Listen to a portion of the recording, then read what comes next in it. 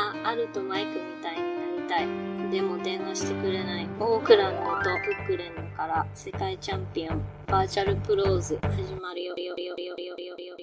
バーチャルプローズ。To my motherfucking man, 50 grand, the alcoholic man, inject a tall can in his bloodstream if he can. Biggie Smalls, the stroker, MC provoker, chocolate tie smoker, huh?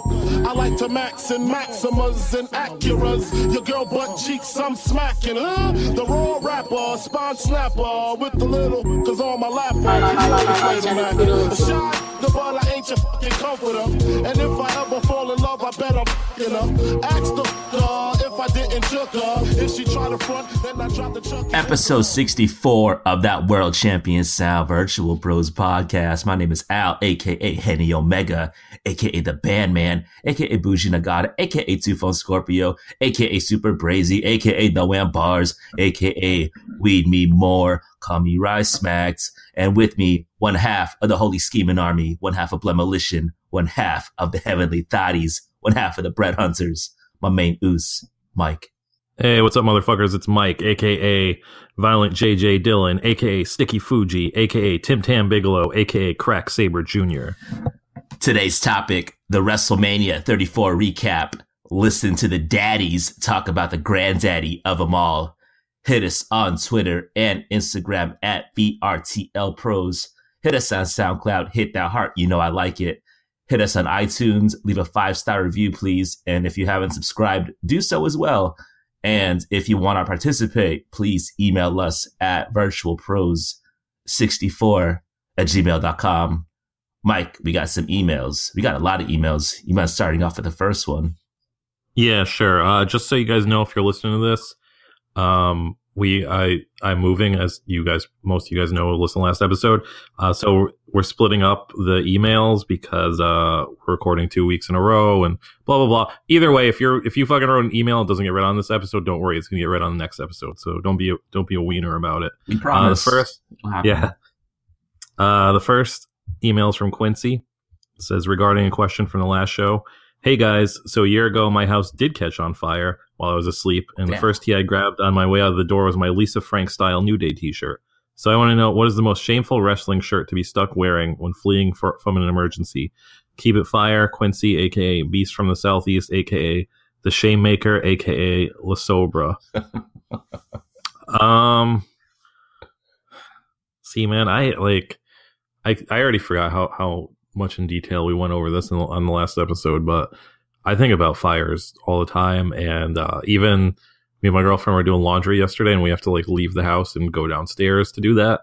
And she was like, why don't you just wear your pajama pants? And I was like, I can't do that. What if the house catches on fire? What if the house catches on fire while we're doing laundry? So I think any wrestling shirt would probably be pretty embarrassing to be your last clothing.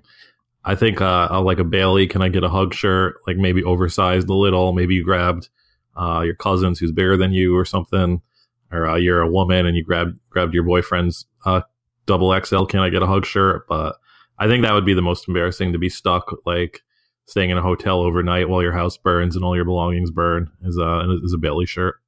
Yo, speaking of Bailey, did you see her just totally fucking diss that one guy yesterday? She hugged this kid, and then this grown-ass man tried to give her a hug, and she was like, nah, I'm cool. It's incredible. Yeah, I watched that GIF so many times. It's one of those things where I was like, I wish I knew more people in real life that were into wrestling so I could send them this. I just saw her tweet. She sort of apologized to that dude. I mean, she didn't apologize directly to him. He's probably dead now because he killed himself, but... it's definitely. I mean, she probably had a good chuckle seeing that GIF too. Deep down, she's probably thought it was pretty funny. I mean, if they're trying to give her some edge to her character, she probably should have just threw in the fucking thinking emoji sign and retweeted it or something. I don't know. That's what I would have done. Sorry, Quincy. To get back to your question, I mean, I don't really buy a lot of shameful wrestling T-shirts. I mean, the amount is shameful, but I don't think I'd be too embarrassed to wear anything in my collection. I mean, the most shameful wrestling shirt, I guess, overall. Yo, have you seen that Rikishi shirt where, it's just, I think on the front, it says, back that ass up. Yeah. And on the back, on the bottom of the shirt, it's, just Rikishi's dimply butt. That'd be the worst to be stuck with, I feel like. That wouldn't be fun at all. Yeah. Next up is from DJ, titled "What Are You Blind?" Jesus. What up, Vertbags? Long time, 420th time. So Facebook played this video ad for me of Bubba Bully Ray selling some back massage thing that you stick on a wall, then pretend to bear and work all those kinks out from years of slamming your back onto wood, beams, and metal rods. We all know the God Zandig had a commercial for some weird ass vitamin C drink, and Captain Lou did local car commercials. If you could pick any wrestler to be the Billy Mays of a product, who do you pick and what product? DJ Strong Style, a.k.a. Big Boss Flan, a.k.a. June Casausage, a.k.a. Flaji Raver, a.k.a. Poutine Carl Ouellette, a.k.a. Nick fucking Sage, a.k.a. AJ Styles is a homophobe. Damn, shots fired. MTK. Damn, this is a good question. I really wish I had like more time to think about it. If I had to pick a pitch man for a product, oh man, I don't know. I think Tozawa would be pretty good. Like, he looks really good in a suit. I think he's very charming. I think he has like a lot of charisma that comes off of the screen. In terms of a product, I don't know. I was always obsessed with like the Showtime rotisserie as a kid. So maybe that. I think Tozawa and like, you know, chicken. I think it's a good mix. How about you, Mike? Yeah, I feel like I had a perfect answer when I originally schemed this email. Now I can't remember. New Day are pretty good at chilling stuff, I think. That's true. Unfortunately, Enzo is in I don't think he's a wrestler anymore. Him and Big Cass were good. This always brings me back to one of my favorite horrible moments in WWE Raw history was when they were having their talent do commercials for Mike's Hard Lemonade on Raw, and it was Santino and Emma doing a commercial for Mike's Hard Lemonade. Or I'm sorry, not Mike's Hard Lemonade, Twisted Tea, whoever makes that. And I always like that combo, so they'd be pretty good. And I've been watching the infomercial lately for this new air fryer because we've been thinking about getting one, and it really brings me back to the time where that used to be a good form of entertainment for me, is watching infomercials. So I don't know. I think my favorite all time infomercial is the Juice Man. So maybe I can get Juice Robinson doing the Juice Man. There we go. That's good. That's good synergy. I don't know if he has the charisma to be a pitchman though. So I also don't think like white dudes with dreads get like a whole lot of love. So it'd be tough. What do you think? Yeah. Listeners, what do you think? virtualpros64@gmail.com. How do you feel about this haircut? Let me know. Okay. Next up is from Denzel. And it's titled "Gang, Gang, Gang, Gang, Gang," and then in parentheses it says "Gang, Gang." What's good, chaps? Someone recently told me they have no interest in wrestling outside of the WWE main brands. He doesn't even watch 205 Live or NXT. When I asked him why he doesn't like anything else, he complained about indie shit. Being that people like this exist, is this a common thing? Do people find themselves wrestling purists because they don't like anything but WWE? Denzel, a.k.a. hailing from Chappathictic, Massachusetts, King Schlong Bundy, a.k.a. Cedric the Angry Inch, a.k.a. Eddie Guerrero's 5-star iTunes review, a.k.a. Watch me call your mom John Cena because she's had an Undertaker's dick in her face on a Sunday, a.k.a. the human manifestation of Billy Gunn's theme, a.k.a. I'm waving at your chick on some Tommaso Ciampa shit, a.k.a. the super rookie playing hooky to get some nookie, a.k.a. Trillbilly Jim, a.k.a. Hacksaw Slim Thuggin. Are you trolling us, Denzel? That's way too many, bro. I feel in my travels, usually the people who you kind of borderline think still believe in wrestling only watch WWE. And they have those complaints because they're probably a little thing screwed up in their head somewhere where so I don't know, Denzel, I don't know if this is a good friend of yours who approached you with this thought, but I would bet money that it's a person who's probably a little on the spectrum. But they do exist, definitely. I would think this wrestling purist thing goes the other way, where like people like would say that they are purists because they don't watch WWE. They're like, I only watch Evolve. I only watch it for the sport. I think it'd go that way. I don't think I've encountered anyone where like they would call themselves a purist because they only watch WWE. Like, I know people that will only watch WWE and consider like NXT or like the other brands like I guess a triple A show, like what's the baseball term for it? Anyway, you know what I'm saying. Bush League. They just don't, not Bush League, but like the minor leagues is what I'm looking for. And I get that, but I don't think they flex like they're the hardest fan because they do that. I always feel like it goes the other way.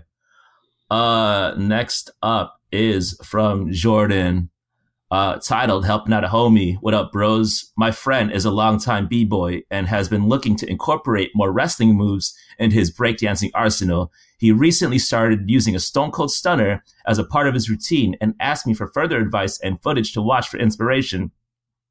I showed him Eddie versus Ray from Halloween Havoc 95. I think it'd be 97, right? 97? And I'm constantly encouraging him to spit green mist in his opponent's face during battles. What other moves / footage should my homie gain inspiration from? He's capable of doing backflips and all sorts of other spot fest shit like head spins. Thanks, Jordan, a.k.a. Buttery Heat, a.k.a. Jew-Fran Thunder Liger, a.k.a. Brutus Beefsteak, a.k.a. the $1 Million Yam, Ted Ubiyazi. P.S. Shout out to all the Filipino vert bags out in the world. Yo, I see you.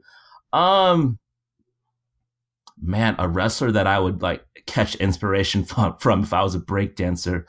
I think I'd watch a lot of like old Michinoku Pro because like, I mean, the last time I was watching like breakdancing, like Battle of the Year competitions, it seemed like the end thing to do was like to do these things with like your teammates and like have all these like, I don't know, like trios moves. So like if he has like friends, I'm guessing in his breakdance crew, it might be like a good like idea to check out like the taunts that they do. Like I feel like Kai and Tai had some good shit back in the day.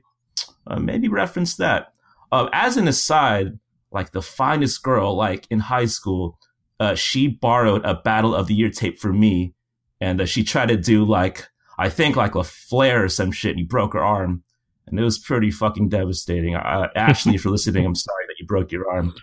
But yeah, Tori Yamato Old M-Pro I think would be a good reference point for like good B-boy moves maybe.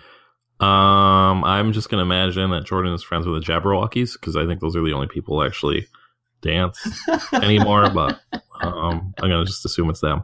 I would consult. There was a match that we did several episodes ago on the mixtape that Adam chose. It was a CZW match, and it was the SATs versus some other guys, and I kind of shit on that match because it was just all dancing. So I would say any SATs match. Just search the SATs or Big Red and the Maximos on YouTube, and I'm sure they have some choreographed bullshit for you. I'm actually going to read this email from Chris. It was about the Jumping John Elway story that I told last week. He was the guy who relayed the story to me. He said, "Hey guys, I got a real kick out of hearing the account of Mike's and my encounter at AAW talking about the IWA. I probably got way too excited hearing my name on my favorite podcast." Oh, that's sweet. I only wish my friend, who was the actual friend of Jumping John Elway, could have been there to deliver his whole story. He's got all good details. Personally, I was a little disappointed that you forgot the detail that this guy's lifelong nickname was Big Head. I was at my mom's house this weekend and had to go through my yearbooks to find a picture of this guy for you. So here he is, the greatest imaginary wrestling association champion of all time. I gotta imagine he looks exactly how you pictured him. Hope to see you again at AIW soon. Your pal Chris, the guy who always picks pole ram on his IWA moves list. And yeah, Big Head does kind of look like exactly what I imagine. He has some big glasses. He has a mullet in this picture.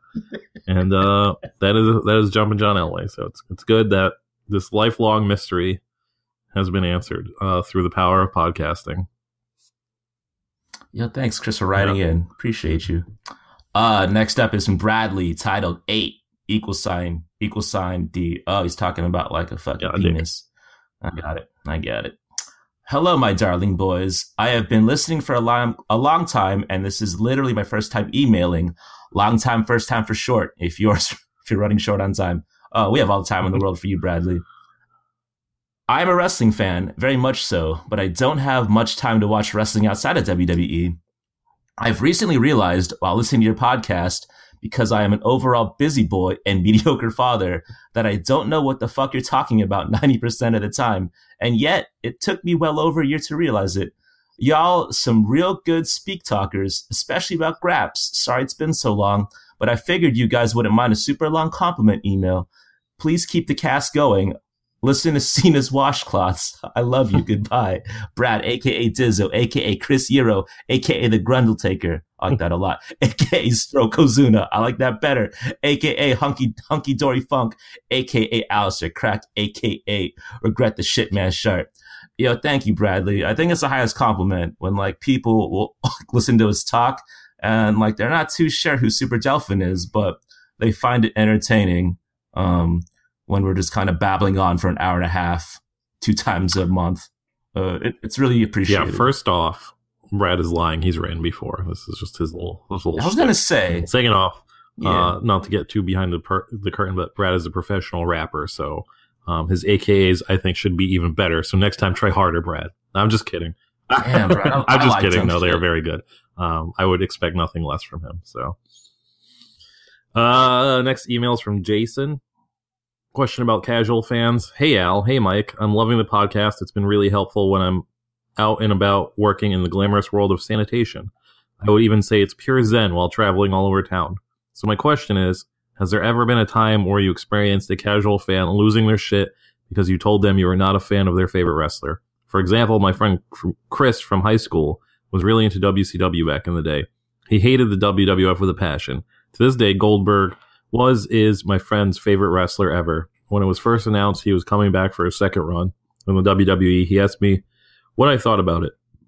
I straight up told him Goldberg isn't my cup of tea, and in my opinion, he's highly overrated. My friend didn't take that too kindly, lost his shit while he explains to me how much better Goldberg was than any wrestler in the history of pro wrestling, and didn't speak to me for a while after that. Thanks for the amazing and entertaining content you provide every month. Twitter at @TX_Cloverleaf. A.K.A. Peyton Royce to 5'9". That's a pretty clever one. A.K.A. Dabin Wolverine. A.K.A. Stack Rider. A.K.A. Brian Danielson. That's a good one, too. Again, I would have to say that I think most people who maybe are on the spectrum and believe wrestling is a bit too real will get like that. I can't think of anybody in particular. I know Wealth, who I'm going to bring up later, 2-Man Scramble, put him on blast. He hates Shinsuke Nakamura, and that kind of pisses me off. And he has no good reason for it. So it's kind of the opposite of I have a working theory as to why he doesn't like Shinsuke Nakamura. I have a real good working theory about that. But so yeah, sometimes it pisses me off the other way around. But so maybe I'm the asshole in that situation. But I think it's because the people like I really despised in wrestling are overall despicable. Like I've never gotten shit for saying I don't like Low Ki. I really did not like DDP back in the day, but I think I've fucking had that opinion with everybody else on earth. I didn't like Jeff Jarrett, so like all the common people that normal people don't like, so I never got shit for it. I feel like I'm good enough to read a room where I'll just like let someone cook. If someone was like, my favorite wrestler is Goldberg or my favorite wrestler was Sting, I'd be like, that's cool, man. I won't deny you like your joy in liking these two guys. I mean, I don't think I've ever had a conversation where like I like check someone about their fandom. I wish I did. It'd be kind of a funny, I guess, scenario, but no, there hasn't been a time, unfortunately, or fortunately, who knows. Last up is from Daniel, titled UK to US Road Report. Fuck yeah. Hey, Vert Bags, I will try not to make this too long, but I flew from London to New Orleans for Wrestlemania and other shows because it's my birthday coming up and, you know, might as well do it once, right? Now, I don't want to take anything away from the amazing experience I had in New Orleans. Unbelievable food, great music, friendly-ass people, but holy shit, you weren't lying about American wrestling fans, were you? I am scandalized. I am triggered just thinking about it. I'm talking people walking around Bourbon Street going, woo, and delete while covered in beads. In the afternoon, I'm talking a replica belt draped over the shoulder and another fastened at the waist.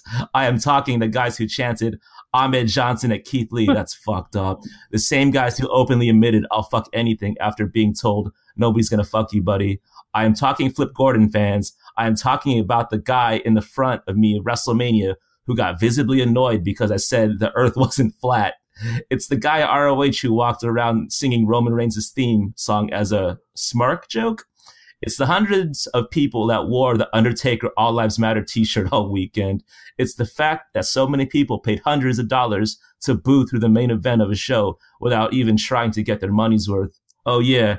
And it's the crowd that chanted, let us in at a building crew right before the doors opened. Man, your country is full of insane wrestling people, and holy cow, at the moment of writing, I cannot deal with this crowd ever again. Shout out to Al for being a normal person who likes food and alcohol like me.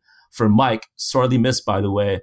I worked out, I was standing next to Al because who else would be yelling, keep that same energy at people turning buns in front of Nick Gage? I'll allow Al to explain. Anyway, let's see a virtual con UK in the future. Nando's is the only start, you know.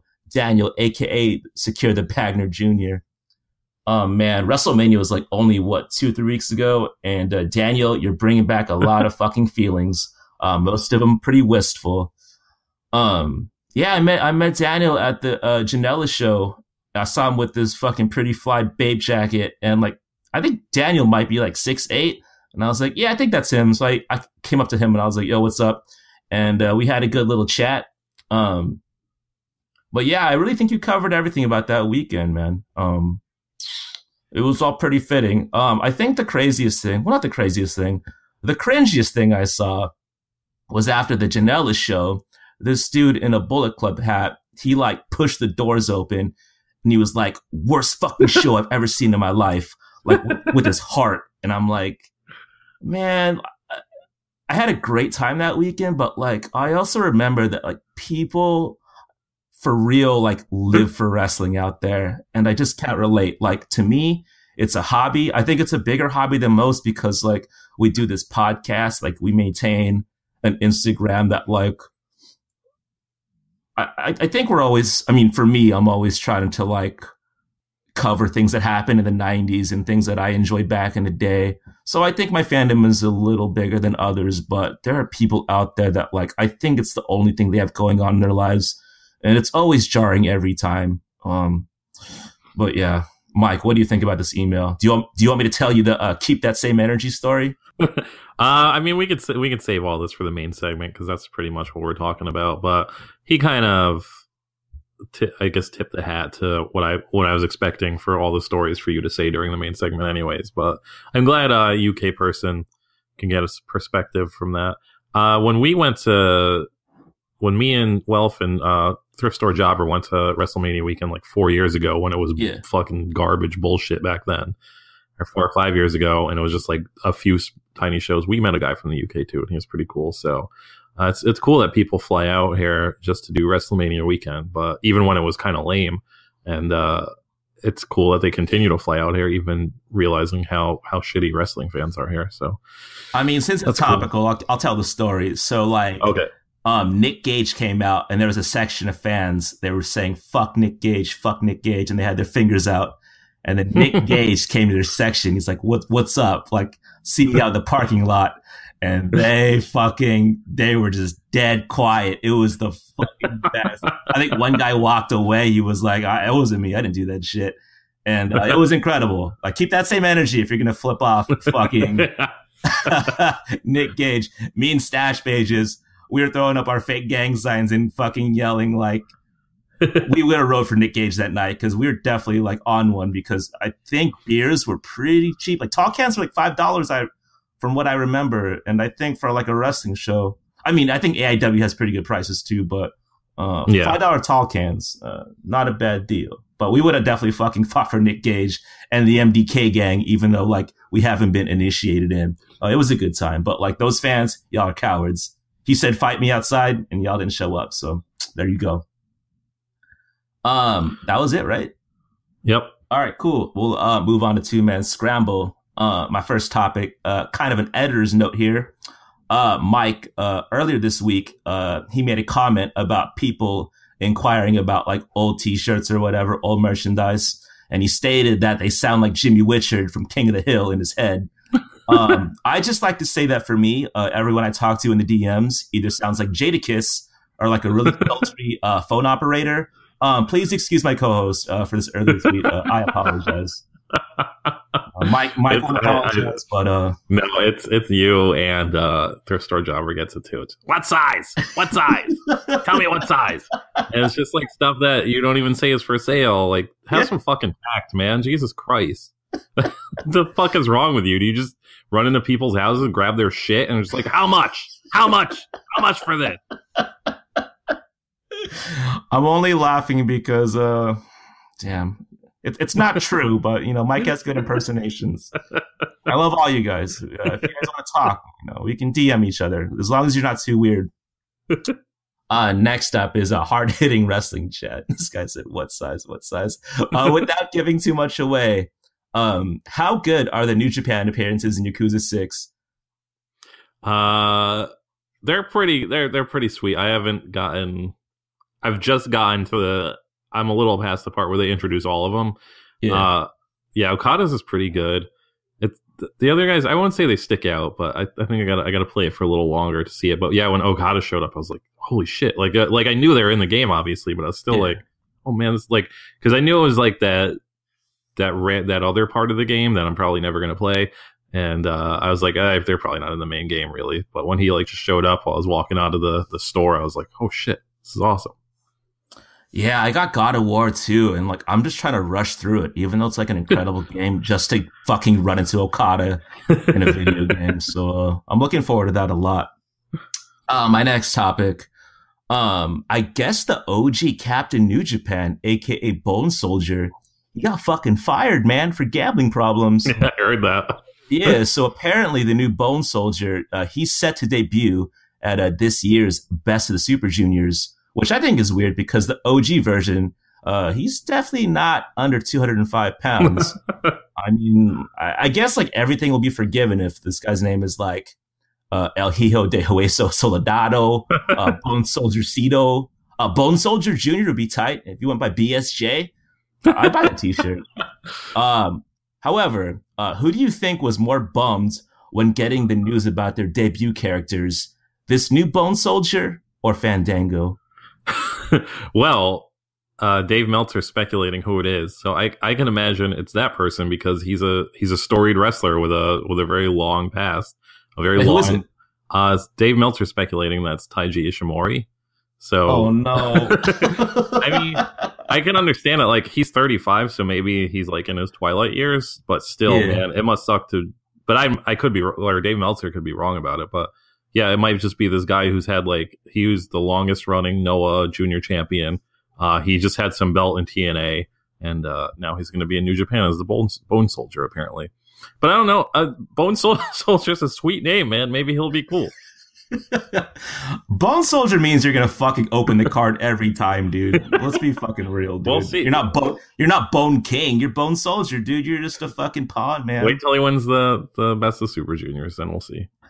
I always thought that Ishimori was going to like head WWE because I don't know, they're doing this whole Lucha House Party with like versus the Japanese dudes. Yeah. And like there's 3 luchadors on the roster versus 2 guys. That's what I always heard, but we'll see. All right, last up, Low Key, he recently launched a new life foray called The Mind Prepared, where he will help people, quote unquote, understand more completely how to recognize what limits us and how we can begin to lead. Tickets to the seminar are currently going for $25 on Eventbrite. Mike, if you had to pick someone in wrestling, past or present, to be your current day life coach, who are you going with? Bob Backlund, for sure. I mean, that was his last gimmick. It would be good. He's a fucking crazy old man. He's still in impeccable shape. He's like 90 years old. I'm sure he would be a great life coach. That's a fucking good answer, dude. I was gonna say Tino. Tino's a good one too.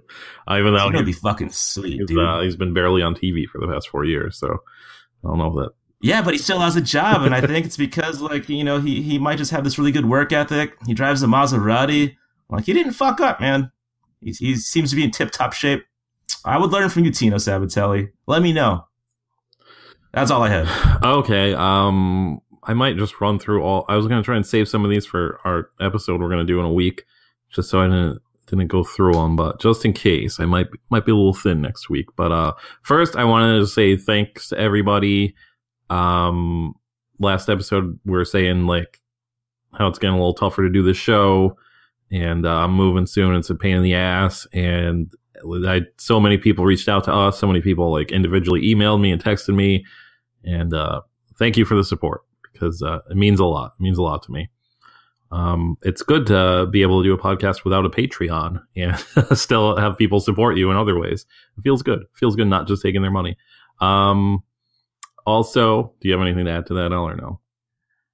Yeah, man. I also got a lot of like personal like texts like, are you guys really quitting? Like, I'd be really fucking bummed if you did. And it really kind of put things into context where like, I always kind of feel like I do like these things and like they go into like the abyss. But to hear feedback that like, oh man, you really like this dude earlier, he was like, you guys helped me through my day at sanitation, or the guy in Australia that like works the fucking oil fields or some shit. Yeah, I gotta think sometimes that people actually like really enjoy our product, and like that's why we do it. I think like one of the first episodes, we were like, we just want to put a smile on your face, and it was good to see those messages again. I felt a little more inspired to like to keep it going after that. So thank you, by the way. As well. Yeah, this is the other podcast I do, but we just recently Kissing On just did our last episode. And again, at this point, I am like, this just goes into the abyss. Anytime we do a new episode, no, like people thought we fucking quit 2 years ago, but I got some like some really cool comments on that. Like this one woman who's been listening to it since the beginning was like, I started listening to this when I was in 8th grade, and now like I'm a senior in college, and I've listened to every episode at least 10 times. And I'm just like, holy shit, man, that's fucking crazy. I would never listen to anything 10 times. So yeah, it does mean a lot. So thanks everybody who reached out. It's really great. It's a really good feeling to know that this is not just going into the abyss. I'm still going to quit like in 3 episodes, but I'm just kidding, guys. I'm fucking kidding. Next, I had this written down when it was much more timely, but tomorrow, I don't know when Al's putting this up, so it might be too late, but Tender Trap is doing another no-ring death match, Casanova Valentine versus G-Raver, who last episode Al pondered how he got his name. Yeah. And I guess G-Raver listened to that, and I said I'll see him tomorrow and ask him to tell me the story. But if you are somehow listening to this before Wednesday, April 25th at 10 p.m., this is at the Tender Trap in Brooklyn. It'll be my last hurrah in New York as far as wrestling goes. I'm not going to go on any more wrestling shows after this. So maybe I'll see you there. Maybe I won't. But I'm pretty sure I know everybody that's going anyway. So, but yeah, if you hear this, you want to say what's up, pretty easy to find. Next up, I've been noticing. Actually, I'll save this for last because it's an angry one, and we're good. Next up, I'll keep this one short because Al's not going to know what the fuck I'm talking about. But on Twitter recently, I said that I had this theory that Kenny Omega is the modern Life is War of wrestling. And I had this opinion after watching his match with Cody Rhodes for the ROH Supercard or whatever the fuck the WrestleMania thing was called. And I'll get more into that match later, maybe. But either way, I've decided that Kenny Omega, Modern Life is War is a hardcore band for you guys who don't know. They are very popular in the mid-2000s, and they kind of perfected this style of hardcore music where it's like very epic and dramatic. And that was it. Like it was really cool for a while because you're just like, whoa, I never knew a band could do this and just do all these very epic and dramatic parts and singing about getting out of this one horse town and, you know, starting over, doing whatever the fuck they're talking about. And it's just like, it was very like emotional, and there would be like girls crying at their shows and probably guys too. And it was just like a thing that so many people were into it. So many bands try to copy them. So many bands were influenced by them. And then like 3 years later, everybody's like, oh, this is kind of weird and corny. And I'm afraid that's what's going to happen with me and Kenny Omega, because not saying his match with Cody Rhodes is bad, because it wasn't, but it was 40 minutes long. And I don't want Kenny Omega to be this guy where every time I see him wrestle, I'm going to have to see him for 40 minutes. Like, I wish. And he's really good at being like super dramatic. That seems to be his shit. Like, he's super into being super dramatic and doing those kinds of matches. But I don't want him to just be doing that for the next 2 years, because I think I might get sick of him, and I don't want that to happen. And that's why, for those people that are asking, that's why I think he's kind of like the modern Life is War. But would you agree, Al, that this chick might get old in a couple years, just being like super dramatic 40-minute matches every single time, or are you totally into this? That's actually like the way you put it. Here's how, like, I think in an earlier episode, I was like, I think Kazuchika Okada could like maneuver around like in any generation of wrestling. Yeah. Like, I think he fits in with like All Japan heavyweights. I think he fits in now, obviously. I think he's kind of timeless. Whereas Kenny Omega, I'm not so sure.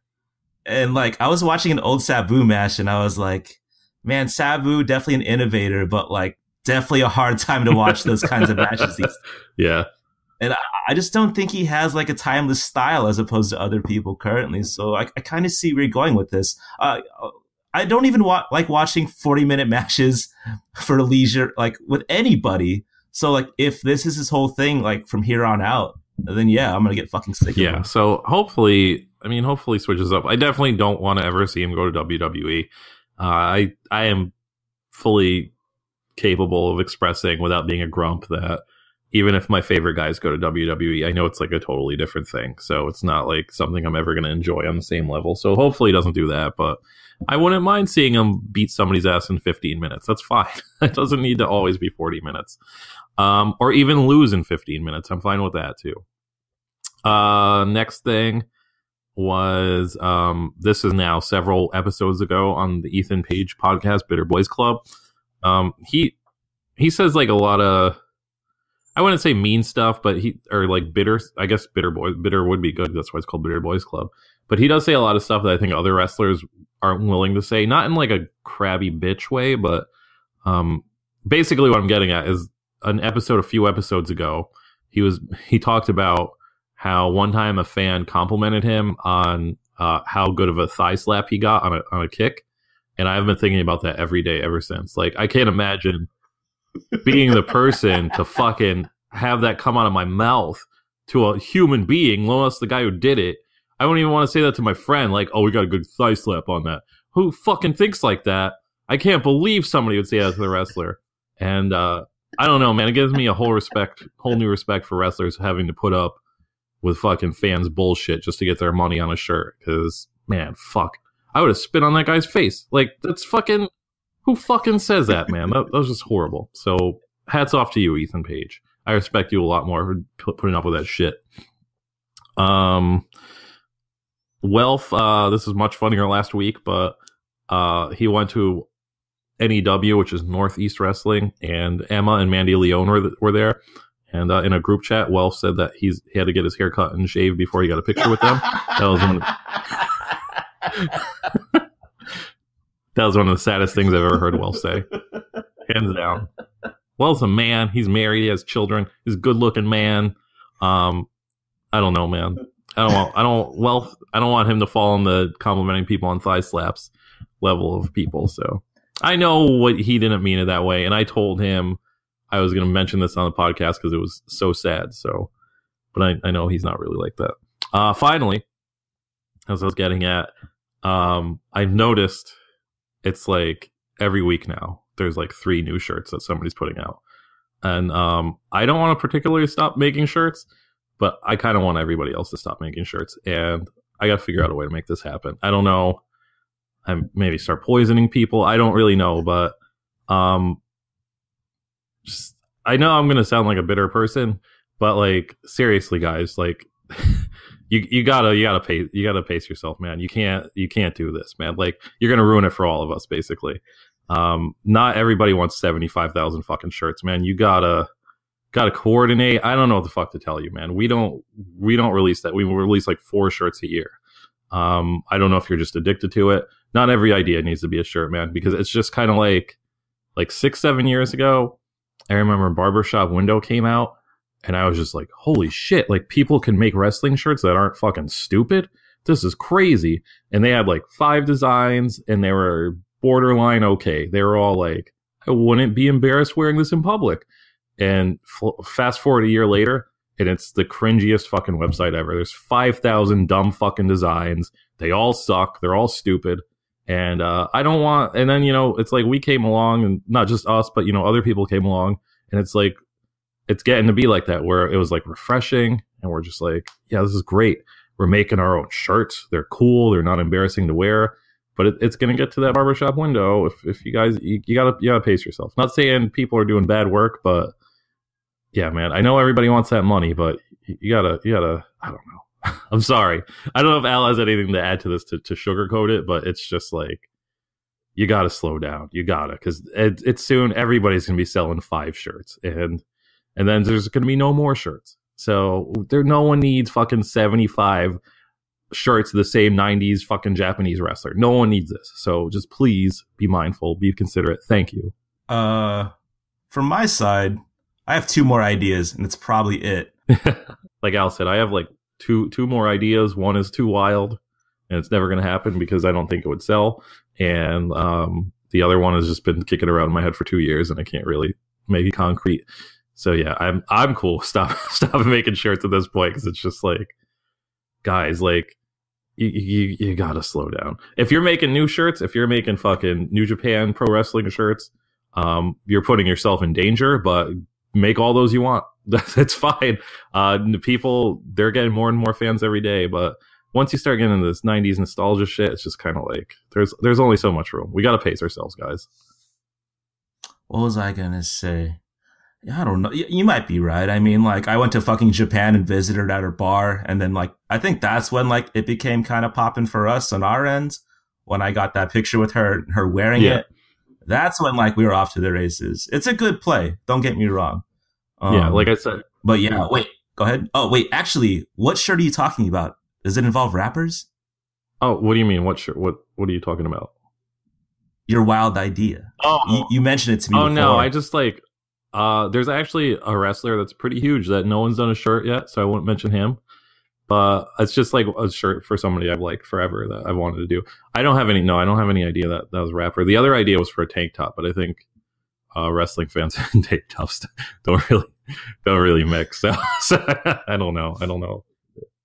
Man, I will say though is that the Janela show, there was a lot of people like with t-shirts of ours and t-shirts of Cheap Pop, and like, it really is a thing. But yeah, I mean, from our point of view, I'm not even like, there definitely is like a diminishing like return thing. If you make over 6 in a year, like, you really do have to, like, for me and for Mike, that's our play. That's what works for us. Like, we have like 4 good ideas, and then I think the response matches that, like, we're validated with like that idea. If you want to make 10 and it works out for you, like, who are we to say? But I know, like, we came up with this game plan first, and I don't think that's like us boasting. Yeah, I don't even care who's first, who's that. I'm just saying, like, I know it. I think what really like hit home for me is because at one point, all the people who made shirts kind of know each other. Like, we're all at least cool with each other. We know who everybody is, even if we don't speak to them. We're all acknowledging each other.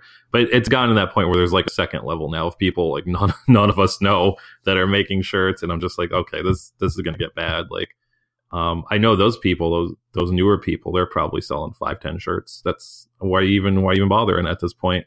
But like, it's just gonna make everybody sell 5-10 shirts. So just be mindful. Like, check the market, see what's out there. I mean, people are always gonna buy it, but yeah, like, you don't need like 15 grand in US shirts. Like, there wasn't ever 15 of them. So we don't need 15 new ones. So it's just kind of like shit like that. Like I said, New Japan shit, that shit's always going to sell. Newer wrestlers, if you want to toe that line with WWE and make like, I don't even know, like Braun Strowman bootleg shirts, that's fine. That's a dangerous path to walk. But the older stuff, it's just like, come on, guys, we gotta slow down. If you're listening and you're thinking about starting a brand, email us and tell us that you've kissed the ring virtually, and then you can start selling shirts. It'll be okay with us after that. Yes, like I said, I'm not. It's not any kind of like braggadocious or we're here first. I'm just saying, like, it's gonna ruin it for everybody, and that's what I'm more concerned about. Where it's kind of like we got to plan this out better. Maybe we could have meetings every month. I don't know, but I don't know. It's just gonna ruin it for everybody. Virtual Con Bay Area in July. Tickets go on sale for New Japan next week, I believe.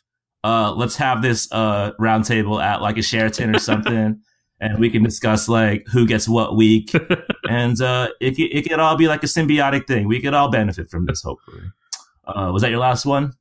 That was it. Cool, man. Man, people hate us now, dude. As always, it's always the last segment where we like, I feel like, lose some listeners. Or like lose friends, maybe. That's okay. Like I said, it's not towards anybody. I'm glad people are making all these shirts, but it's just like no one wants 7,000 wrestling shirts. Like I don't buy as many as Al, And like I look at all, because I'm packing. This is another reason I got mindful of it, and I'm just like, fuck, dude. Like I have so many wrestling shirts now over like the last year, right? I can't physically buy anymore, or I'm gonna have to just throw out other wrestling shirts. So it's just kind of like, man, I can't. I don't imagine everybody's buying every single one of these. So I don't know. You'd be surprised, man. I think. Yeah, I looked at my 4 tubs the other day, and I was like, might have been a mistake. And that's what sucks. That's what sucks is I'll see some, and I'm just like, I really can't buy that shirt because I can't have another wrestling shirt for at least another month or two. So it's just kind of like, I don't know. It's a lot. It's a lot. Today's topic: the WrestleMania 34 recap. Listen to the daddies talk about the granddaddy of them all. Please stay tuned.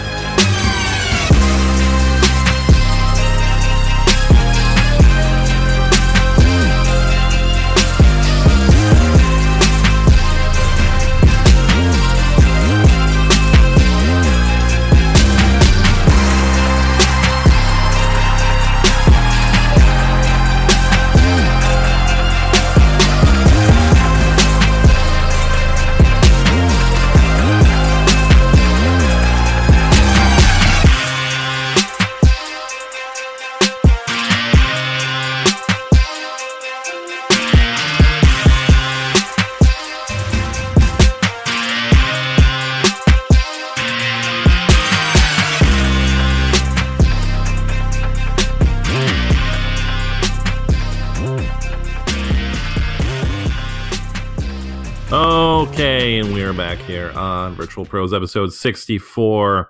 This is our big WrestleMania recap. We managed to wait 3 more weeks than every other podcast to do this.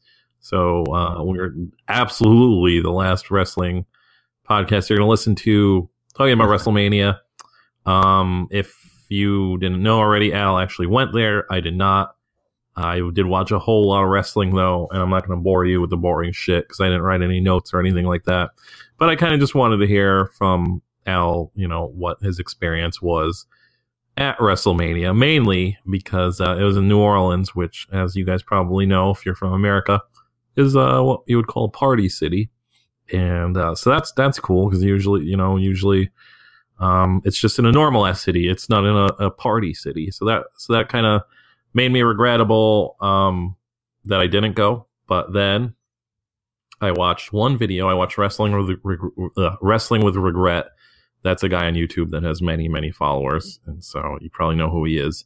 And he was also there, obviously. And he was filming a video of him walking down Bourbon Street, on peak WrestleMania time. And I just see all these wrestling fans. And it just brought me back to after Next Takeover Philadelphia when I was waiting on the subway train or the subway platform and kids were fake super kicking each other. And I absolutely did not regret it. Once I saw, because I can't imagine being on Bourbon Street and just having that experience on a whole entire street. So Al, how was this experience, fan-wise at least? Okay, before I forget, this dude on Bourbon Street, he had both the Universal title and the WWE title on both shoulders. So both of his hands were occupied. And he was just walking up and down the street like he was the king of the world. And I was like, you might be the saddest person on earth because you cannot function. Like you can't drink. You can't pay fucking a bartender any money. Your hands are occupied. And so like this guy was walking around. I guess he was looking for acknowledgement. And like no one, I mean, people were like giving him like looks. I was giving him a look for sure. But that was kind of a bummer to watch. Fans wise, I talked about the Bullet Club guy at the Janela show that was like angry from his heart about how it was the worst show ever. A lot of like Rusev Day chants on Bourbon Street, a lot of delete chants. I will say that we were on this balcony at this bar, and for those that don't know how beads work in New Orleans, some girls will pull down their tops if you give them a necklace. And there was this one girl, she was thinking about it, And of course, a group of wrestling fans did the Daniel Bryan yes chant at her. And of course, she didn't do it afterwards. And like, that made me feel real uneasy on both accounts. Like, one, like, I'm from California, and like, it just seems like this is not like the climate to pull those yambos out. You know what I mean? At the pressure of men. So I was like, oh, I don't know. This is not cool, man. This is not cool. And then like these dudes were like literally doing yes, and then doing the left and right hand fingers in the sky at her. And she was like, you know what? No, not a good idea. Thanks for talking me out of it. So that was interesting. That was a slice of Americana, Daniel, that I'm not sure you got. If you did, then welcome to America. But yeah, Bourbon Street was crazy, man. Like, I went to Fat Tuesdays. I got like a 32-ounce daiquiri. You know, like I've been to Arizona, I've been to Miami, I've been to Dallas, and I've been to New Jersey for Mania. And I think New Orleans by far is like, it should host WrestleMania like every other year. It's an incredible city. Like, eats wise. Oh, go ahead. No, I was gonna say, yeah, it's like, that's why I was regretting it, because I was like, I've only been in New Orleans once, and it was so many years ago, and I barely remember it at this point in my life. And but yeah, so that is interesting to me. But once I took into consideration that it would be filled with wrestling fans, and it would be like when I go to Buffalo Wild Wings across the street from Barclays Center when they have wrestling, and it's just people in there chanting John Cena sucks, and I'm just in a one contained Buffalo Wild Wings, and I'm like, this is real embarrassing. And I just can't imagine it stretched out between like a whole entire street. So that made me a little skeptical. I mean, I fully plan, even though I won't be living here, I fully plan on doing WrestleMania weekend in New York next year, but it's a little different because it's more spread out. I don't need to fucking hang out with wrestling fans every day. Yeah, there was this one bar, and I guess they were like a karaoke bar, and they did this thing where they would play wrestling themes, and dudes would act out like entrances on the stage to a lot of people. And I was like, I'm gonna walk to another bar. Not for me. But yeah, like New Orleans, like the eats were good. I went to Willie Mae's Scotch House, allegedly the home of the best fried chicken in America. Listener Brady, he's been here before, and he was hyping it up. And like, I've seen this like restaurant on like a lot of travel shows. I can see why people think this is the best fried chicken in America. It came with peas. That was weird. But like the fry job was really good. It was really crispy, but I thought it was a little salty. I can't really like off the top of my head think of like a better fried chicken place. So maybe like it does deserve the crown, but it was worth checking out. There are no Asian people in New Orleans.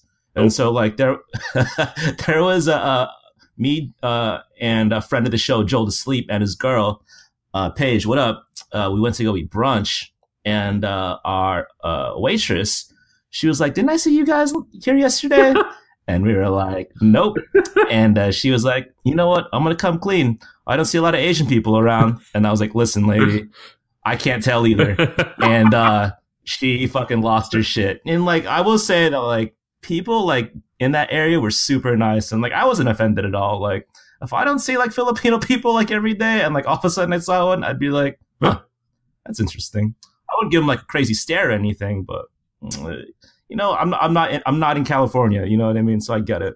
I didn't know that gambling was legal, and so I was up a pretty good amount, and I lost it all at the last day because I was the last person to fly out. But yeah, like as a city, dude, like I've never been more charmed for a WrestleMania host city than New Orleans. Like everything was super, super fun. I think the good definitely outweighs the bad, like with that town and with WrestleMania weekend. Like, I kind of wish you went, man. It'd been a good time. Yeah, I wish I could have went. So you did go to Joey Janela's Spring Break, which was the it event of the weekend, besides obviously the WWE stuff. So how was that? How was going to a wrestling show at midnight or whatever fucking time it was there? It was cool. Shout out to Stash Pages. Wink, wink. You know what you did for me. Appreciate you. So I was there. I saw Tracy Williams, and he knew who I was off top. Wow. I guess like the great Sasuke, Vrtl Pro's crew neck gave it away. It's only for friends and family. But that was cool. I shook hands with Janela, and he told me that he loved the shirt, and he wore it like, I don't know if he wore it all weekend, but he wore it. I saw him wear it when he was talking to Brian Alvarez. So thank you very much. So me and my friends, we got there like at midnight, and the first half of the card was fucking like a great pace. Like it was incredible. Like that dude, Giancarlo, who does the video packages, like they're super well done. Match of the night, and I think a lot of people's match of the weekend, was a PCO versus Walter. And this is my first time seeing Walter. And like, if his whole thing is like, I'm really big and I'm going to chop the fuck out of you, like if that's his character, it's very believable. I liked it a lot. PCO has like a Terry Funk moonsault, and it looked really fucking reckless. And I was like, damn, PCO's fucking sick as hell too. Admittedly though, the second half where they did like the fucking clusterfuck, I think like on record, like I think someone with like a stopwatch was there, and you might want to verify that thing went 50 minutes. Would you say that's accurate? I don't know if it was 50, man. I think it was. I mean, it was a solid. Yeah, maybe 50. Maybe it did go 50. I mean, like one guy like did like his entrance, and like it was the entire song, and like that was like halfway through, and I was like, man, come on, bro. And like I think around that time it was like 2:30, and like I was definitely like getting super tired. I mean, mind you, I flew in that day, so I started my day like at 6 a.m. like flying from Oakland to New Orleans.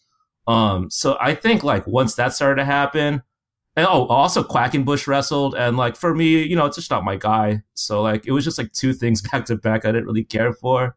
So that like took a lot of the wind out of the sails for me. The main event, I think, was really good.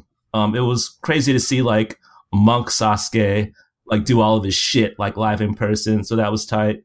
Overall, like it was a good time, but I really feel like it might have went on like an hour too long, if only for the clusterfuck. Also, that venue was like maybe 20 minutes away, and so when we left, like obviously a bunch of people were trying to like lift home, and I think that surge price went up to like $110. I was like, oh man, we're gonna stay here forever. Luckily, we found like a taxi that was like 80, and like I was like with me and my boys, and I was like, you want to go home or you want to wait another 2 hours? And we're all fucking beat, so like we all chipped in like our 17 or whatever, and we got home like just fine. But it was like, I can see the appeal of like a New York like WrestleMania weekend, because I mean I think you won't need to take any cars, but it was kind of a strike to get out there. Yeah, that's what I'm always afraid of. I mean, spoiler alert, in New York, it really means New Jersey. So I'm real afraid next year it's going to be spread out between two states. Because last year it was like all the indie shit was like they're all down with each other. So it was like one building. But now you have like WWN and you have ROH and then you have all the other shit. So it might be spread between two states. But I guess we'll see. I just wanted to add, I should preface this. I didn't go, but Fight TV was running this promotion. So basically, I wanted to see Bloodsport and I wanted to see Joey Janela's Spring Break, and I was like, how can I do that? And then I found this Fight app thing, which they were running a promotion that was first. Okay, so this is the reason I found it. They were running a promotion that was buy one get one free. So I was like, sweet, I could get them both for $15. I'm cool with that. That's only $15 for two shows. And then I sign in and I see this thing where they have a referral program where you send out your referral code and you basically get between $5 and $20 for everybody you get to sign up, and yada, yada, yada. I spent $200 in fake money on every single pay-per-view that was on WrestleMania weekend. And they had a deal where you could get them all for $90, but I didn't think I would make that much money. So I just kept on buying them all a la carte. And I still have $550 left. So I swear to God. So I never have to pay. Like I'm pretty pumped because they have UFCs on there. So like, I mean, they're $65, but it's 65 nice. Like free dollars. So I could get UFCs. I could get whatever the fuck I want. Like it's pretty sweet. At the same time, TNA just ran a pay-per-view last weekend and it was $40 and I didn't even spend $40 free dollars on it. I was like, fuck that, man. That's ridiculous. Yeah, but I'll spend 65 on that CM Punk pay-per-view. So I'll do that. But anyway, what do you that to? Is it like all the retweets you got from that one like code that you posted on Twitter? Dude, it's ridiculous. At first I was like, man, a lot of people are using this code because I thought you only got $5 per person. But the deal was you got $5 once that person used your code and signed up for the Fight TV app. And then you got another $15 as soon as they ordered a pay-per-view. So you basically got $20 for every person that signed up, which is fucking stupid, man. I can't believe I'm still waiting for an email for them to be like, yo, you got to use these by a certain time because we can't just let you have all this money. But I don't know. I'm not the only one. It's not like I'm sure tons of people made between $500 and $1,000 in credit over that weekend, which is crazy. But yeah, so I watched Bloodsport the day before, and I was really looking forward to this because it was like the no holds barred, no ropes, simulated kind of MMA street fight thing.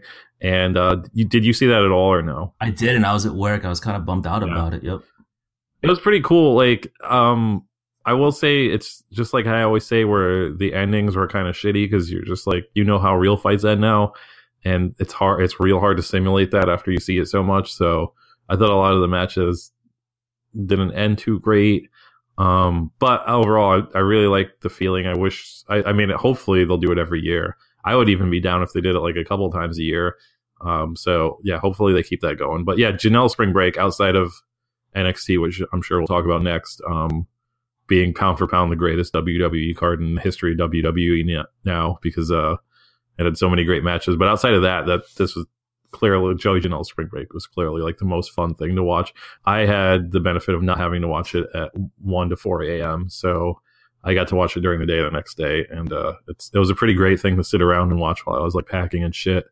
And I was also very glad that the Sasuke match, again, because I wasn't watching it live, it went a good 25 minutes. Because I was like, in my mind, I was like, man, I would not be surprised if he was in and out of there within 10 minutes. But he really went all out for a guy who probably could maybe be showing up for a paycheck. But yeah, he really went all out. So that was cool. Did you get anything signed by him or anything?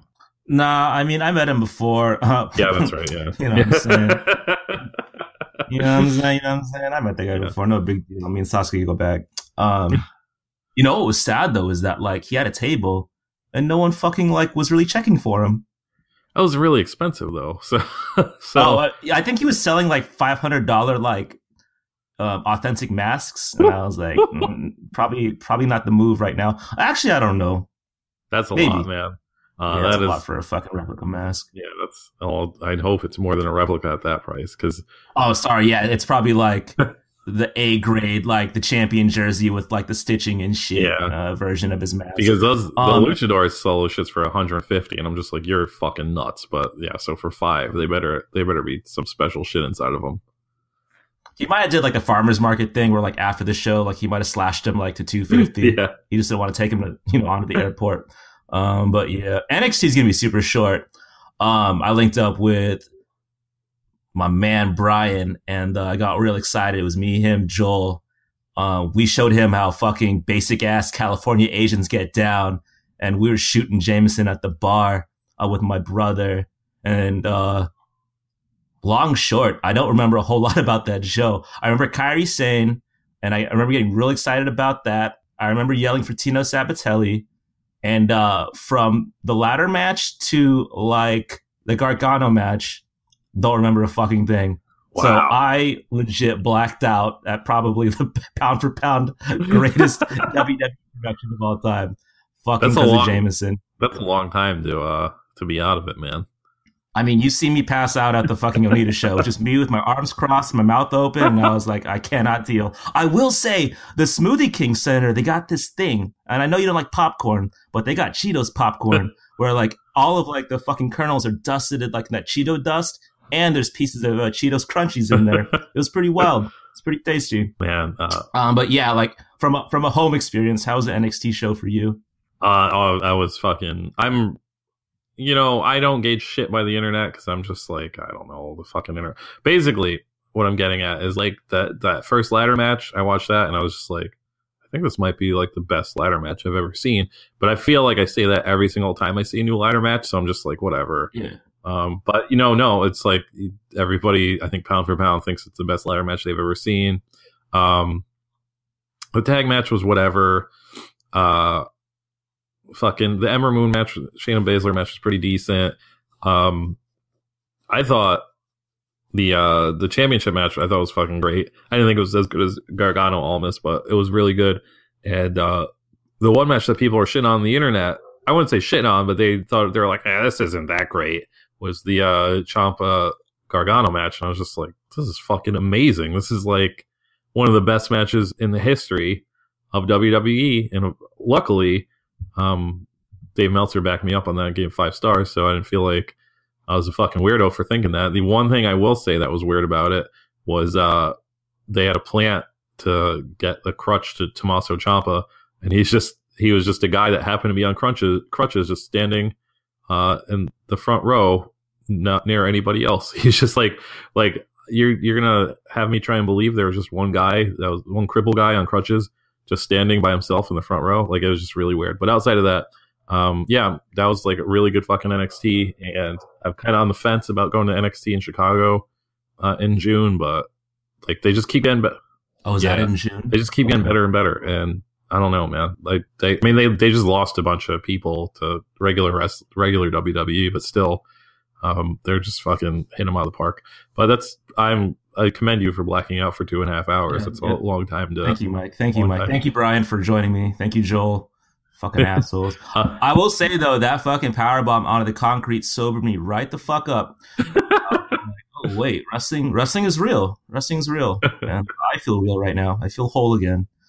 Yeah, I was gonna say, going into this for our Merchamania contest, I was losing after this night, but I knew, like, it was all the matches I expected to lose. Spoiler alert, though, I won, but I'm pretty sure I won just because I got the least amount wrong, and that's like the worst way to win. But still, WWE is just all about shocking you these days and having shock endings. So WrestleMania, how was this? Where did you sit? How was it? Okay, so I'll start with Merchamania. I really had no stress about this because I knew I was going to lose. I realized I fucking bet with my heart. In fantasy basketball, I'll never pick any fucking Laker. I'll never pick any Dodgers in fantasy baseball because it feels like blood money. When the Niners lost to the Ravens, I won my football pool, but it didn't cheer me up. And maybe I was still really fucking sad. And so when I picked Nakamura, I think like afterwards, after we got done recording, I was like, I made a grave mistake. AJ Styles is for sure going to fucking win this, and this is going to cost me. Sure enough, it did.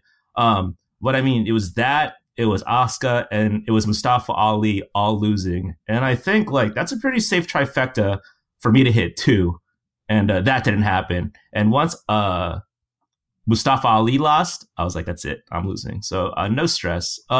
Seats wise, I was kind of like, how do you put this? Maybe like bottom right corner. I was kind of like not box seats. I was like, there was it was like sectioned off where like it was like maybe like 10 seats like total on this like level, I suppose. So it was pretty nice, man. It was a good view, no obstructions.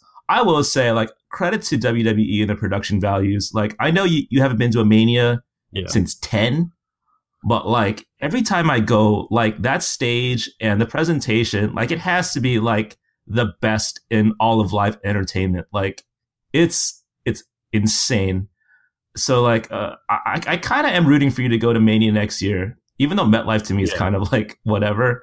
And like I think like indoor stadiums are like just the way to go. Like it's air conditioned, it feels really good. But yeah, what was the other question? Where did I sit? How was I feeling? Like my overall like feelings on the show. Get into that. Yeah. I mean, we were there like for the pre-show, and I will say for a 7-hour show, I never got bored once. Like I thought the pacing was like actually incredible. Like I know a lot of people like kind of attribute the Nakamura AJ match as to when people started getting tired, but like I was still up for it. I thought like the combo with Charlotte, Asuka, and then I don't know if it went right afterwards, but like that match and the Rousey tag like were incredible live. And so like the first half of the show, I was like, this is going to be the best WrestleMania of all time. And then it kind of died off. I don't know. I don't want to get into fucking booking talk, but it just did. But I mean, overall, like I thought it was a really great show. And like, I think it might be like one of the best Manias I've been to so far. Did you take any breaks and like walk around or anything? Yeah, so like, when did I take a break? Oh, U.S. title match. I fucking bounced and got some beer. Good call. And I think like after Daniel Bryan came out, I was like, they're gonna win, and then I like went on another walk. Yeah, man. But other than that, like I was in my seat and I was like pretty attentive the entire time. For a 7-hour show, like I can't watch a 7-hour show like on my couch. Like I'm falling asleep for sure, and I'm going on my phone. But like I feel like for that amount of time, like they did a pretty remarkable job in terms of pacing and like how entertaining that show was. Well, that's good you felt that way because I definitely did not feel that way at home. I think we started the night off with 6 or 7 people, and it was just down to me, Daniel, and Doan at the end of the night. Actually, yeah, I think Doan stuck around for the whole thing. He might have even left too. A lot of the other people that I watched it with weren't. They only watch wrestling when I asked them to come over to watch wrestling, and Yeah.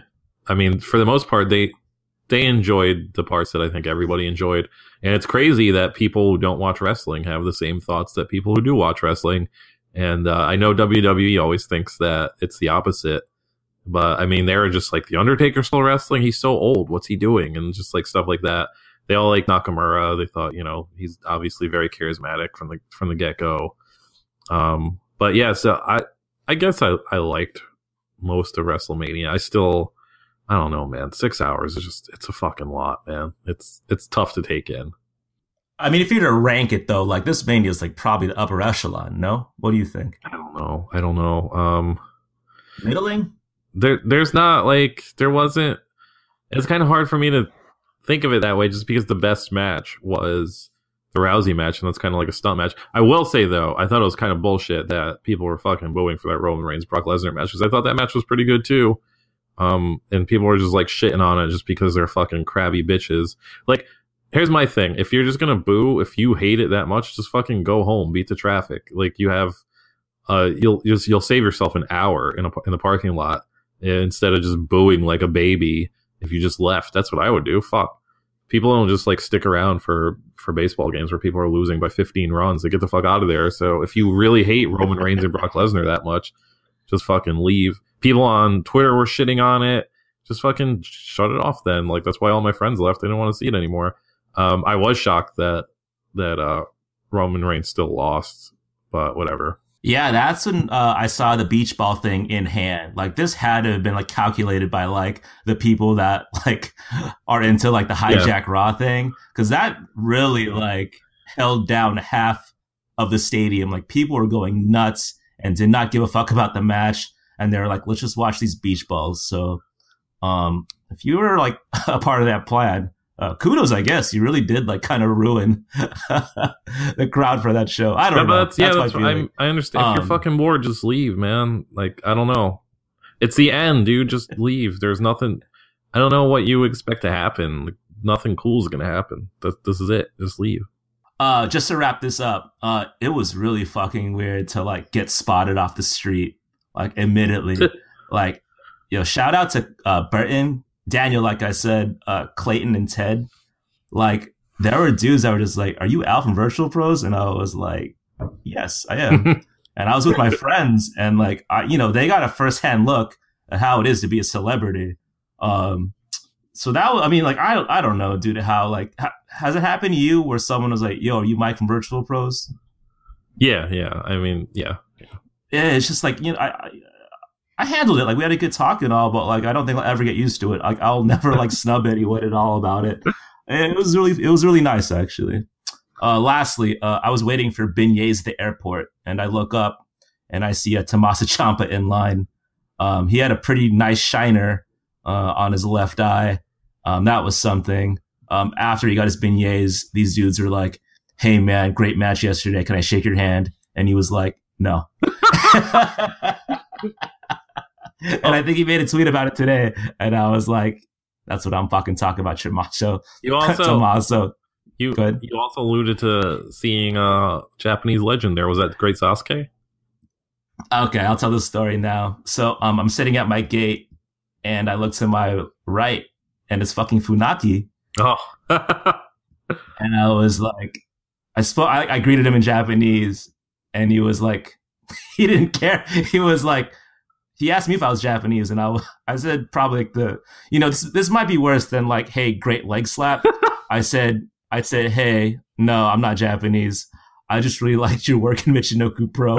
And then he put his buds back in, and I was like, tight. I will say, like, there was a in the seat between us, there was like someone like left like a smudge of chocolate, and so when he left, he was like, "Yo, watch out!" And I was like, "Thank you, Funaki, I appreciate it." I think that was like one of the more desirable. I in my head, I want to say it might have been one of the more desirable like fan interactions he had. I didn't want to touch his hand. I just wanted to say hello. I see you're sitting next to me, and I enjoy your work. And I just like went on my phone and I made that tweet.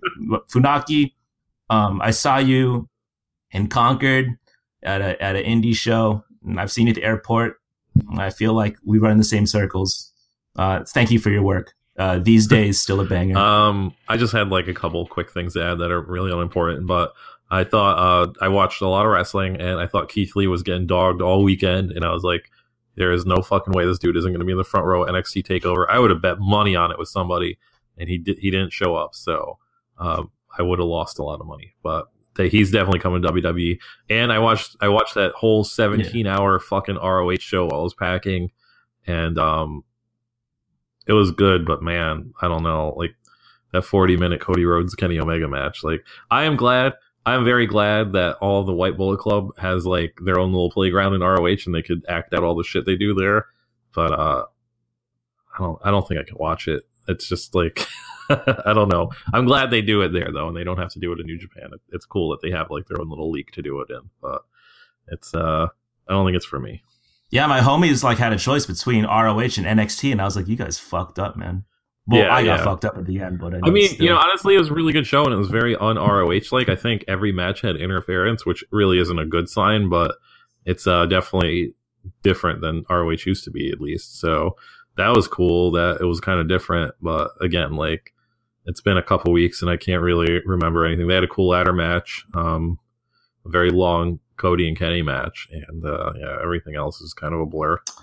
All right, just to wrap this up, Virtual Con New York next year at Peter Luger. What do you say, Mike?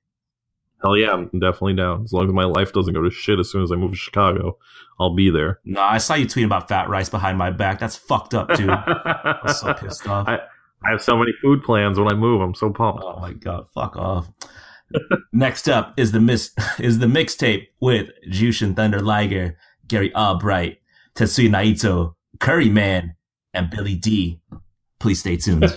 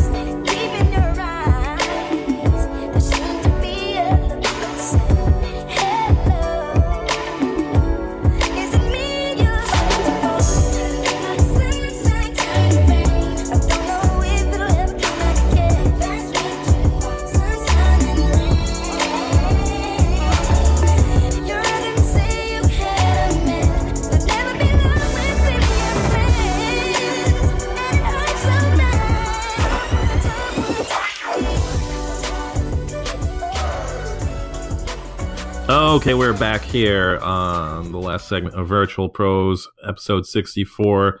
This is the Virtual Pros mixtape, and thinking now, I wish I remembered it was 64 so I could maybe do some Virtual Pro Wrestling 64 tie-ins here, but oh well. Again, if you're new to this, we have a little mixtape on YouTube. Just search Virtual Pros mixtape. We put these matches on here. We talk about them. It's a fun time. This time around, the first match I chose was Chris Benoit, aka Wild Pegasus, versus Jushin Thunder Liger from New Japan Pro Wrestling 1999. The reason I chose this is because a couple episodes ago, Al chose Benoit versus Liger from, I think, 95 or something. It was 91 actually. It was early. it was early actually. And this match like auto started after that, and I was just like, holy shit. Because I always forget that back then Chris Benoit would take little trips back to New Japan to wrestle. And I clearly did not see that back then. And I never even really thought to ever check to see stuff like that. So this is like basically the most modern Chris Benoit in Japan match I've ever seen. Unfortunately, this match is clipped, and I don't think it's clipped in the normal way matches are clipped. I think whoever uploaded this clipped it himself or something, because it's just like an abrupt clipping in the middle. I looked up like a dork, and this match is normally 14 minutes long, and it was only about 8 minutes here, so there's a lot missing. So I can't really judge it. It seemed like a pretty good match. This is like, I would say, peak Chris Benoit, where he's definitely honed his craft, and he hasn't turned into like a scary gargoyle monster yet, which is what he would do later on in his career before he committed those deplorable acts. So I was kind of bummed this was clipped. Very, very few times am I ever bummed that a match is clipped, but this was one of them.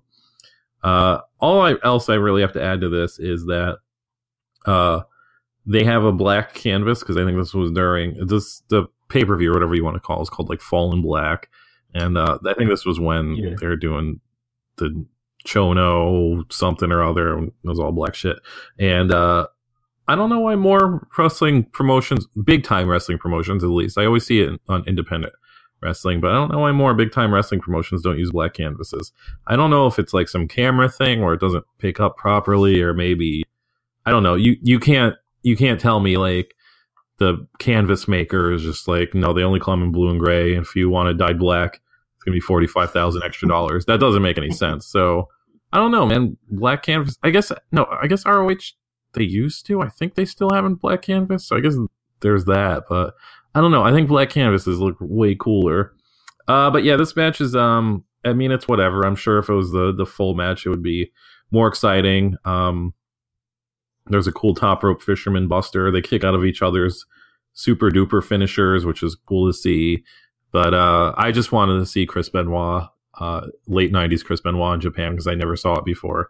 And my whole theme this week was just kind of like shit that I wish I could have seen when it was happening. Didn't the first Brooklyn takeover have a black mat? Oh, I guess NXT does have black mats. Fuck. I guess I'm completely wrong. No. I'm an idiot.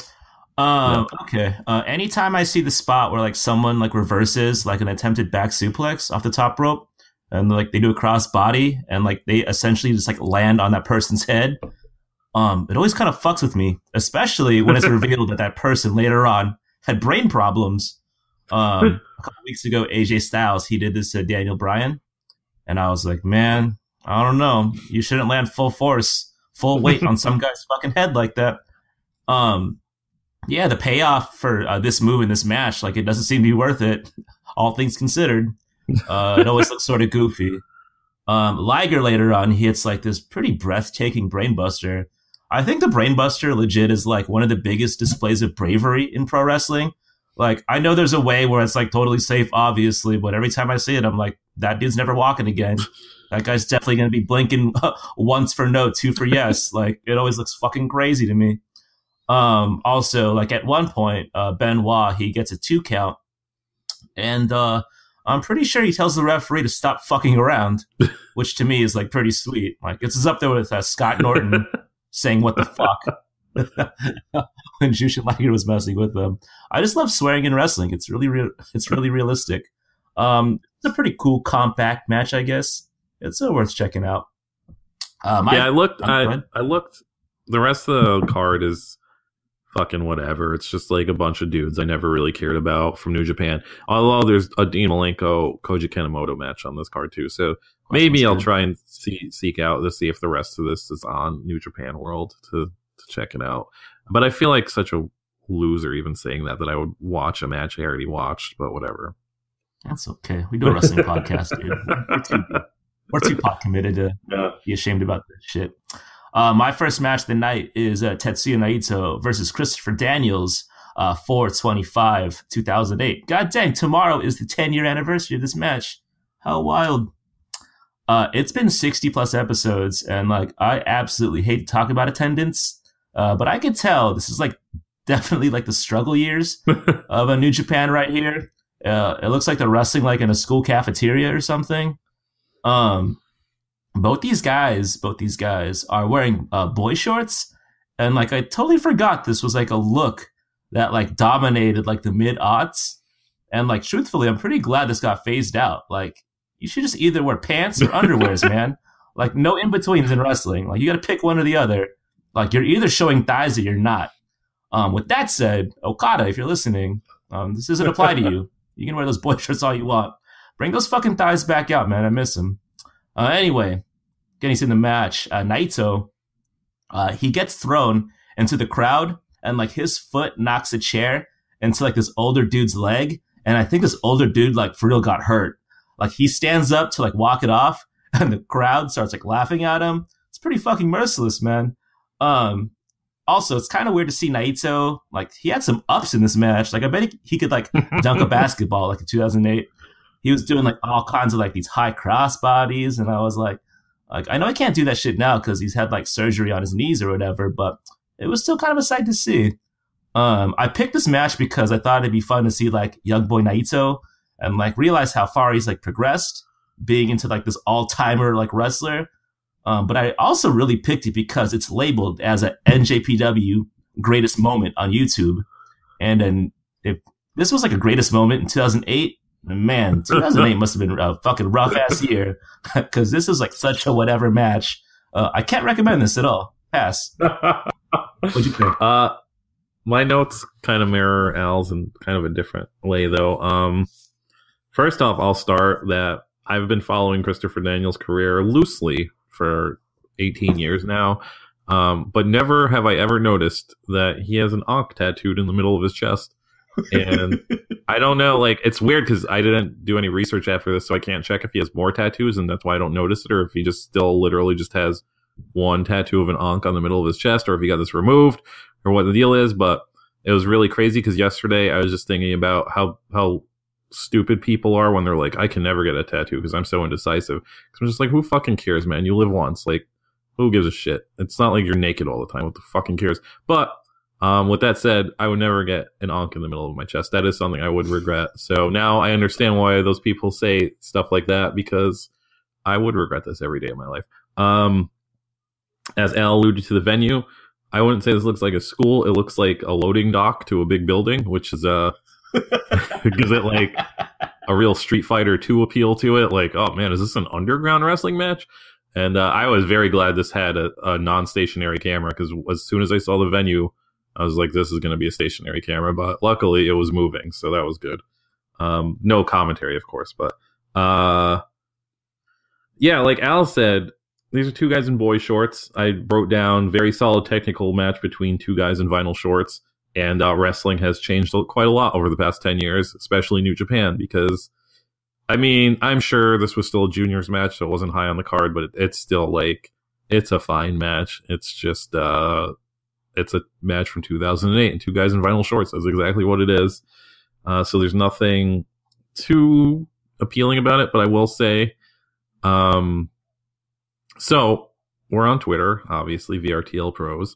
And there, you know, it's safe to say New Japan has had such quite a trajectory over the past 2 or 3 years.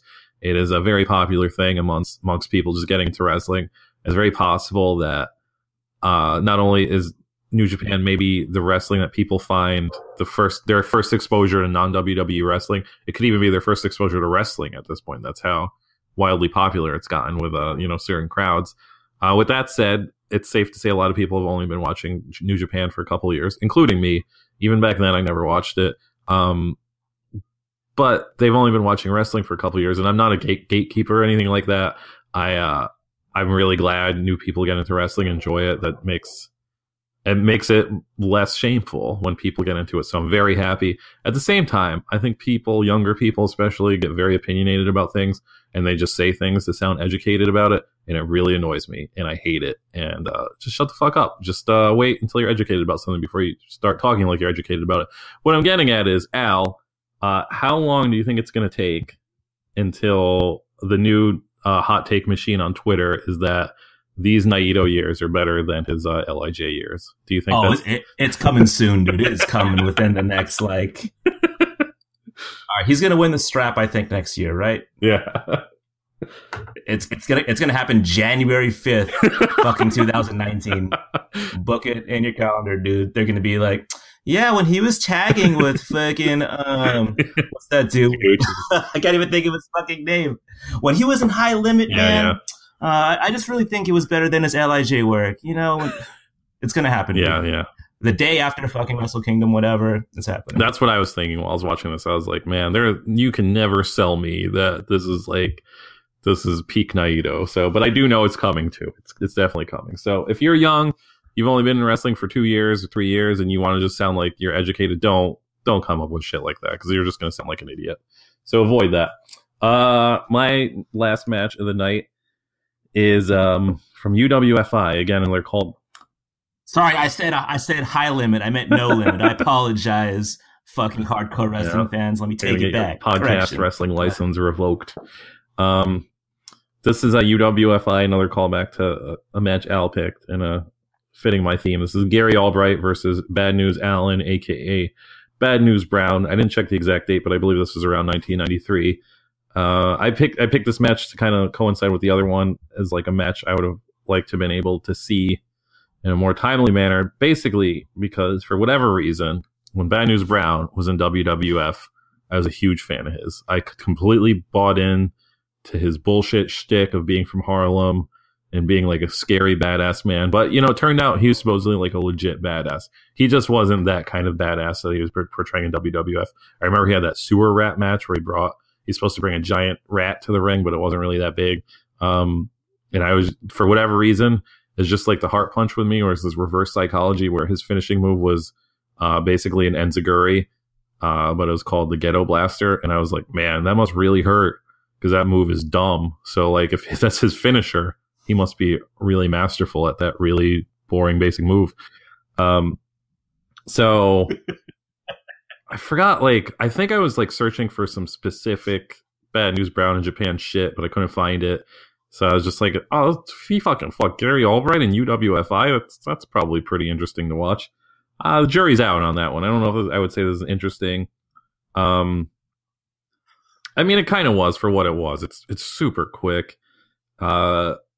It's just like Gary Albright kind of manhandles Bad News Brown. He doesn't really get to do much. He does some remedial judo shit real quick, because he was an Olympic level judo guy, for you guys who don't know. And Gary Albright was just a big husky wrestler, a collegiate wrestler. And that like doesn't really come into play in this match. Like outside of Gary Albright suplexes, he wins this match with a choke, which is not really a wrestling move. And Bad News Brown is also doing submissions, which is not really judo. So just kind of like, I don't know, man. I know people are really into this UWFI shit and this kind of like stuff like this, but it just does not make any sense to me. I think maybe, I don't know, maybe I just need to watch like a whole event or read a book about it or something, because I'm just like, this is fucking stupid, man. Like, you have a wrestler versus a judo guy, and it's going to end in a choke. Like, it just doesn't make any sense to me. But, you know, it was, for what happened, I like seeing guys get thrown around. I wish there was a little more of this. I wish I could have maybe screened this beforehand and might have found a match where maybe Bad News Brown actually kicked some ass. But it didn't really sell me on him being a badass. But I'm going to keep searching. What did you think, Al? Bad News Brown. He comes out to some music that you probably hear like on PBS's Nova or some shit. Like, I wonder if he picked it. If he did, I don't think he can go by fucking Bad News Brown anymore. It's kind of a wussy song choice to me personally. Gary Albright, he comes out next. I don't know why I thought about this, but like, dude, like, how many like cans of chunky soup do you think Gary Albright could crush, like, and not think twice about it? He's a big boy. I think he could crush a lot of cans of chunky soup. Like at least 8, right? Like in one sitting, no question about it. There's not, I mean, there's a little piece of potato, but there's not a lot of carb in that. It's all protein. He could probably really go to town on like it. After like a hard workout of like lifting logs and shit, like that Nebraska strength, like whatever he was doing. Maybe 10, I don't know. Also, related to Gary Albright, who has the better hard man face scar? Gary Albright or Omar from The Wire? I mean, is Omar's, that's not real, is it? I never really. Yeah, it's real. Oh, it's real. Man, it might be no, Omar. I'm talking about fucking. Am I thinking about Omar? No, Yeah. yeah, Omar. Yeah. No, I think his might be harder, but Gary Albright's is good. I also noticed in the interview segments, it looked like maybe his eyes weren't blinking in sync with each other. So he might have had a little head trauma at this point. I'm just saying. Oh no. Rest in peace, Gary Albright. I'm gonna rewatch. Rest in peace. This might be a post on Virtual Pros later where like we'll check Mike whether or not he was blinking in sync. We'll see. My last note, Gary Albright, he hits a belly to belly. He holds onto it. And then he does another belly to belly. And this might be like the coolest display of strength I've ever seen in my fucking life, especially on this mixtape. I was into this. Moderate recommendation. You should check it out. Last match of the night, Flatline versus Billy D, the Urban Wrestling Alliance. I don't have a date. I want to say it's like either 2000 or 2001. Yes. This clip starts off with wrestling moves set to Black Rob's Whoa.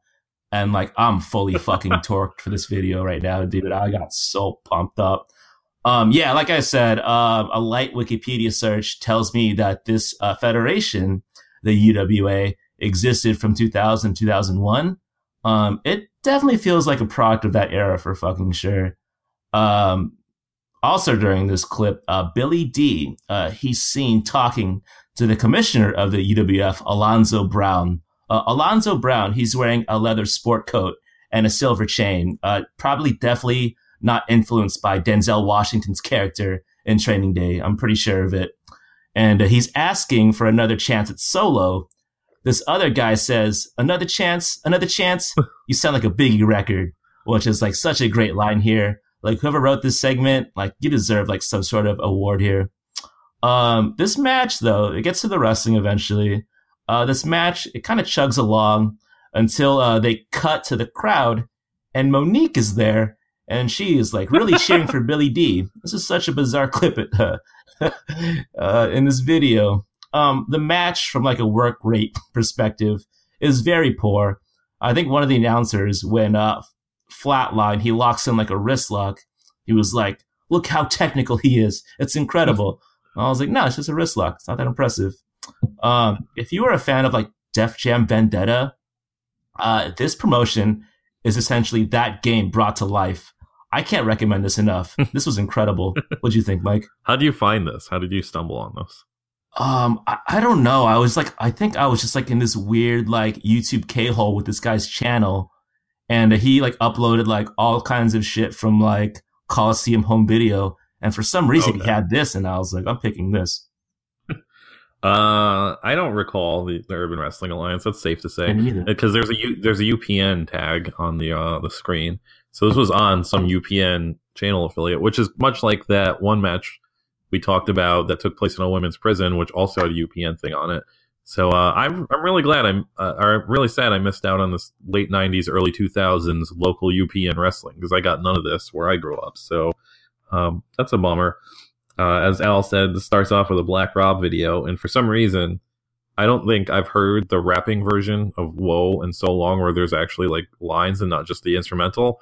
That I was like, is this the actual song, or is this like a wrestling version? And because also the swears are cut out because it's a PG version. So I went and looked.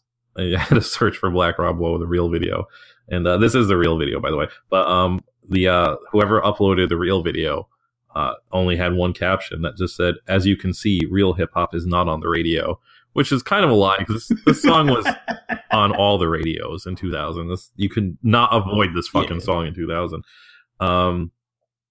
So yeah, this clip is a 10-minute clip of about a 3-minute wrestling match and then 6 minutes of backstage skits, which is I love. It's like Urban Glow, basically. One of these skits, the first backstage skit, has a guy who's like a big meatball, like steroid guy. He looks like the Miz, but on steroids. That's cool. He talks to this Lonzo Brown guy who's supposedly the commissioner, and I don't fucking remember the context, but basically he's like, we all know your dad used to be a tag champ. And that is such a specific thing to go over everybody's heads, because like I don't know who the fuck Lonzo Brown is.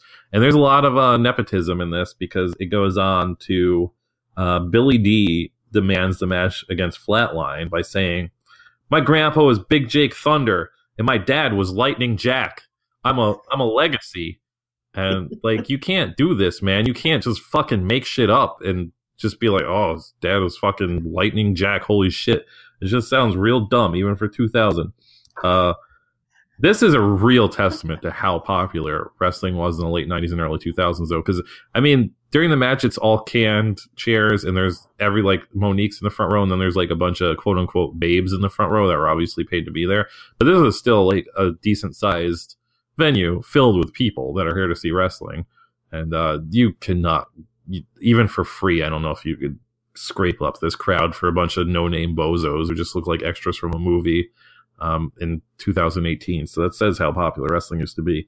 There's a lot of good fashion, as Al alluded to in here. There's a lot of very year 2000 fashion.